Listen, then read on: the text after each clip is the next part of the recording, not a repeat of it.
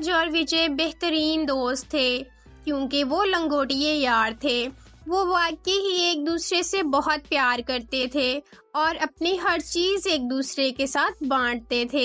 ایک ہی پیشے کی حد تک وہ دونوں شکاری تھے۔ انہوں نے مل کر برسوں تک جانوروں کا شکار کیا اور گاؤں والوں پر یہ بات واضح ہو چکی تھی کہ جہاں آپ نے راج کو تلاش کرنا ہو وہاں آپ کو وجے ساتھ ضرور ملے گا۔ دونوں دوست ایک دن چیف ارجن کے نام سے مشہور ایک بہت ہی امیر آدمی کو گوشت سپلائی کرنے کے لیے گئے اور چیف کی بیٹی پریا نے ان کا استقبال کیا۔ پریا نے انہیں کھانا اور کھجور کی شراب پیش کی اور وجے کے ساتھ بات چیت کرنے لگی۔ تم بہت ہینڈسم ہو، پریا نے وجے سے کہا۔ آپ بھی بہت خوبصورت ہیں پیاری خاتون، وجے نے جواب میں پریا سے کہا۔ وہ دونوں ہنسنے لگے اور بہت پیار اور دلچسپی سے ایک دوسرے کو گھورنے لگے۔ اس دن کے بعد یہ رشتہ پروان چڑھا اور چند ماہ بعد وجے نے پریا سے شادی کر لی۔ چونکہ پریا ایک امیر گھر سے آئی تھی، وجے بھی بہت ہی امیر ہو گیا اور اس کے پاس کسی چیز کی کمی نہیں تھی۔ ان کی شادی کے 1 سال بعد ان کی بیوی پریا نے 2 جڑواں بچوں کو جنم دیا۔ یہ وجے کے لیے ایک سے دوسری اچھی خبر تھی۔ تقریباً 1 سال بعد راج، جو اس کا بچپن کا دوست تھا، اسے سنترے بیچنے والی آرتی سے پیار ہو گیا اور ان لوگوں نے شادی کر لی۔ ان کی شادی زیادہ عرصے بعد ہوئی لیکن ان کی کوئی اولاد نہیں ہوئی۔ دوسری طرف وجے نے اپنی بیوی کے ساتھ 2 اور جڑواں بچوں کو جنم دیا۔ راج اور اس کی بیوی آرتی نے بہت دعائیں مانگی لیکن ان کے ہاں کوئی اولاد نہیں ہوئی۔ ایک دن وجے، جسے اپنے دوست کی صورتحال پر بہت ترس آیا، اس نے راج اور اس کی بیوی کو ایک مشہور زرخیزی جڑی بوٹیوں کے ماہر کے پاس لے جانے کا فیصلہ کیا، جو اپنے گاؤں میں خاندانوں کے بچے پیدا کرنے میں مدد کرنے کے لیے مشہور تھا۔ وہاں پہنچنے پر مقامی جانچ اور جڑی بوٹیوں کے لیے درکار رقم راج کے لیے بہت مہنگی تھی، لیکن اس کے مہربان دوست وجے نے یہ سب ادا کیا۔ راج اور اس کی بیوی کے ٹیسٹ کروائے گئے اور انہیں گھر لے جانے کے لیے کچھ جڑی بوٹیوں والی مشروبات دی گئیں۔ انہیں ٹیسٹ کے نتائج کے لیے 2 دن بعد واپس آنے کو کہا گیا۔ راج اور اس کی بیوی 2 دن کے بعد جڑی بوٹیوں کے ماہر کے پاس گئے اور انہیں بتایا گیا کہ راج ان کی بے اولادی کی وجہ ہے۔ اس کے پاس وہ ہے جسے کم سپرم کاؤنٹ کہا جاتا ہے۔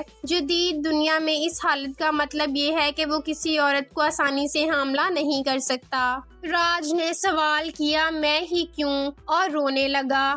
اس کی بیوی آرتی نے اسے تسلی دی اور وہ ادھر سے اٹھ کر اپنے گھر چلے گئے۔ 1 ہفتے بعد راج کی ماں ان سے ملنے کے لیے آئی۔ آرتی اپنی ساس کو دیکھ کر بہت خوش ہوئی اور جب وہ اس سے ملنے اور اس کے سامان میں اس کی مدد کرنے کے لیے آگے بڑھی تو اس کی ساس نے اس کی گال پر زور سے تھپڑ مارا اور آرتی روتی ہوئی زمین پر گر پڑی۔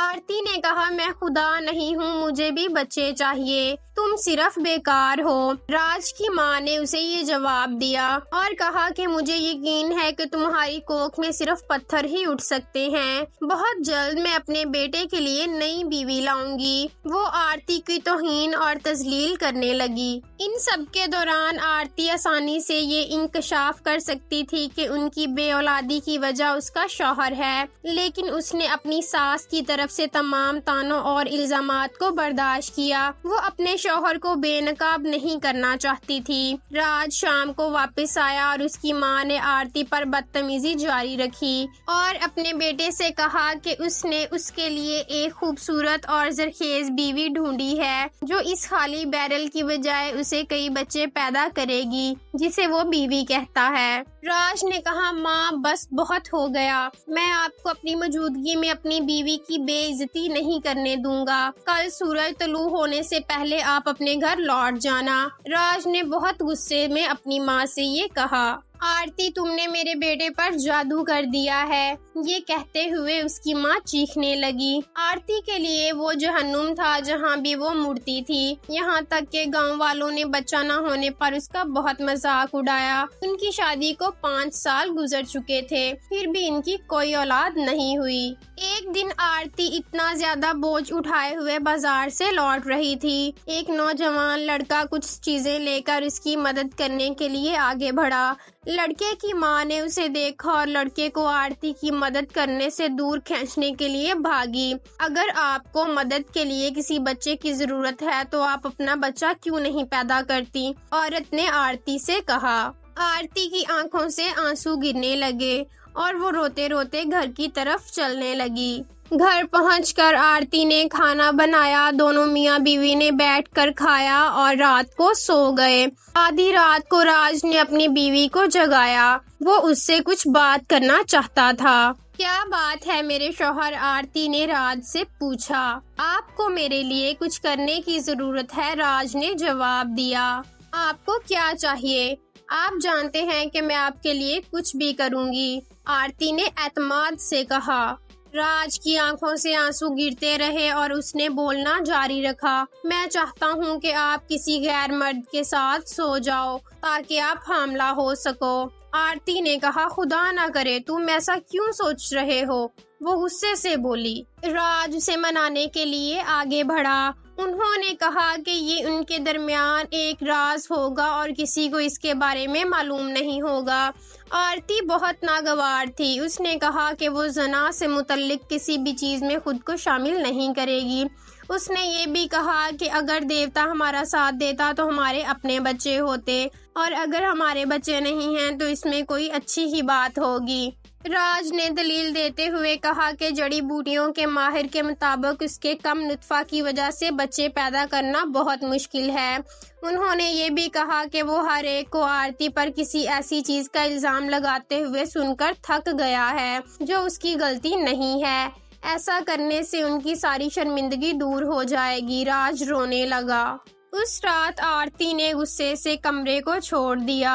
تب سے راج نے گھر میں کھانا پینا بھی چھوڑ دیا اور دونوں میاں بیوی نے ایک دوسرے کے ساتھ بات کرنا بھی چھوڑ دی۔ 2 ہفتے سے زیادہ تک راج اپنی بیوی کے ساتھ ناراض رہا۔ آپ کے خیال میں راج کا اپنی بیوی کو غیر مرد کے ساتھ سونے کا فیصلہ کیسا لگا؟ کمنٹ سیکشن میں ضرور بتائیں۔